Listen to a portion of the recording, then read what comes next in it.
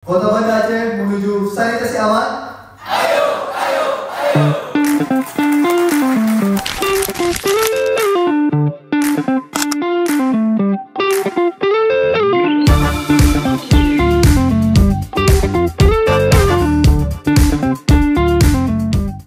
Masalah sanitasi ini itu sangat erat hubungannya dengan teknik lingkungan. Makanya dengan adanya program acara hari ini, makanya terniat dari hati Ilham untuk ikut dan mencari ilmu serta membuka wawasan Ilham terkait sanitasi dan juga apa-apa aja sih isi sanitasi, sehingga orang-orang pada bilang sanitasi erat kaitannya dengan teknik lingkungan. Kenapa kami tidak mendapat pembelajaran seperti itu di perkuliahan? Makanya sangat membara lah untuk ikut ini, biar menambah satu lagi mata kuliah di luar kampus yang bisa membuka wawasan terhadap lingkungan.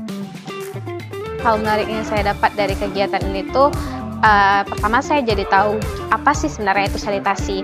Kemudian saya juga jadi mengetahui perbedaan antara sanitasi tepat dan sanitasi aman. Ternyata sanitasi aman itu sangat bermanfaat bagi kita. Kenapa? Terutama bagi kesehatan kita sendiri.